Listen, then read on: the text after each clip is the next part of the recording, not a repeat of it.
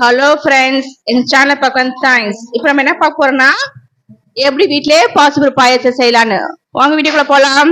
தேவையான பொருட்கள்: ஒரு குக்கர் எடுத்துக்கோங்க, அதில் நெய்யை ஆட் பண்ணிக்கோங்க.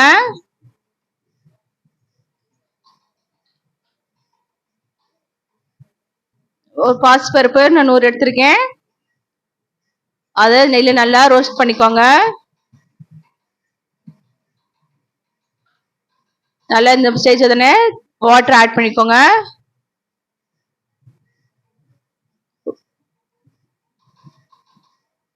நல்லா கொதி வந்தோடனே ஏலக்காய் போட்டுக்கோங்க.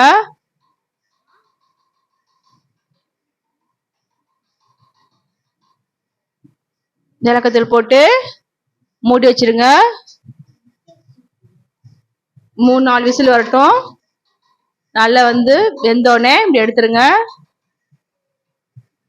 இவன் பருப்பு நல்லா வெந்து இருக்கணும்.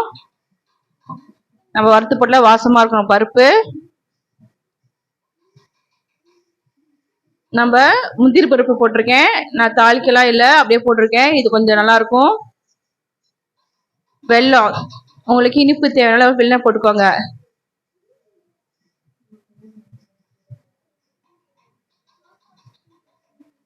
நல்லா பாயில் ஆடும். இந்த வெள்ளை ஃபுல்லாக கரைஞ்சி வரட்டும். இல்லை தண்ணி ஆட் பண்ணிக்கோங்க.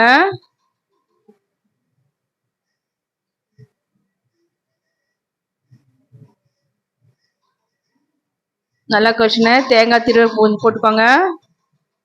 நீங்கள் தண்ணி பதிலாக நீங்கள் பால் கூட ஆட் பண்ணிக்கலாம். நான் பருப்புனால நான் பால் ஆட் பண்ணல. உங்களுக்கு தேவைப்பட்ட நீங்கள் பசும்பால் கூட ஆட் பண்ணிக்கலாம். லைட்டாக போட்டுக்கோங்க. கொஞ்சம் கொதி வந்தோடனே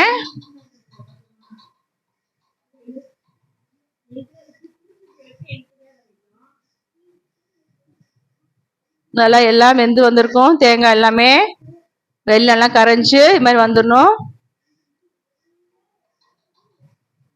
இந்த ஸ்டேஜ்ல இருக்கணும். அப்போ இன்னும் கொஞ்சம் நேரம் கெட்டி ஆயிரும். இந்த பாசி இருக்குனால சுவையான பாசிப்பருப்பு பாயாசம் ரெடி.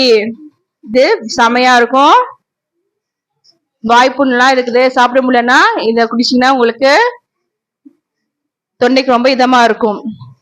அதில் உங்களுக்கு பிடிச்சிருந்தா லைக் பண்ணுங்க, ஷேர் பண்ணுங்க, கமெண்ட் பண்ணுங்க, மறக்காம சப்ஸ்கிரைப் பண்ணுங்க. சுவையான பாசிப்பருப்பு பாயாசம் ரெடி. தேங்க்ஸ் ஃபார் வாட்சிங். நல்லா சாப்பிடுங்க, நல்லதே சாப்பிடுங்க.